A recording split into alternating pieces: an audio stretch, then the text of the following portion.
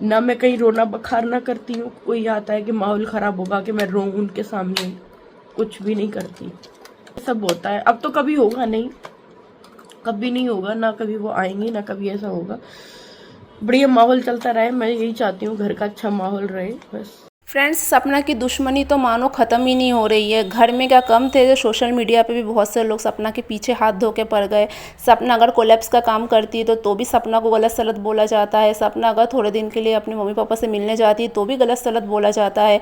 कहा जाता है सपना को अपनी सास ससुर की फ़िक्र नहीं है। उनकी सास का चेहरा देख के ऐसा लगता है वो बहुत ज़्यादा दुखी है, बहुत ज़्यादा तकलीफ़ में, जो कि ज़ाहिर बात है वो बिल्कुल दुखी होंगी, तकलीफ़ में है। पर सपना अगर सही रहेगी तभी तो अपने सास ससुर की वो देखभाल कर सकती है, अपने बच्चों को अच्छे से देखभाल कर सकती है। अगर सपना की ही तबीयत ख़राब रही, सपना ही अगर प्रॉब्लम्स में रही मेंटल, तो फिर सपना का परिवार को कौन संभालेगा। सपना के पापा साल में एक बार आते हैं तो उनकी भी इच्छा होती है अपनी बेटी से मिले। तो सपना के पापा लास्ट टाइम जब आए थे तो हमने सबने देखा था वो सपना के मायके भी आए थे। इस बार सपना के मायके में सपना के ससुराल में सपना की मायके की तरफ से सिर्फ उनके भाई उनको लेने आए थे, जो कि हमने उनके भाई के वीडियोस में भी देखा। ऐसे में बहुत से लोग ये कह रहे हैं कि आपकी मम्मी भी आई थी, कांच में हमको दिखा कि आपकी मम्मी बैठी हुई थी पीछे।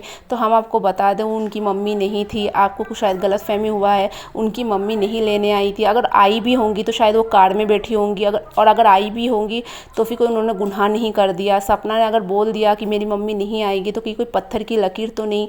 आज हालात ख़राब है तो कुछ हालात सुधर भी तो सकते हैं। और मैं तो यही प्रे करूँगी कि सपना के परिवार में जो आपस में मनमुटाव है बिल्कुल अच्छा हो जाए, क्योंकि दोनों परिवार में इस वक्त तालमेल रखना बहुत ज़्यादा ज़रूरी है, सपना के लिए भी और सपना के बच्चों के लिए भी। क्योंकि वो बच्चे बड़े हो रहे हैं, वो बच्चे जैसे माहौल में रहेंगे वैसे ही उनका मेंटल विकास होगा।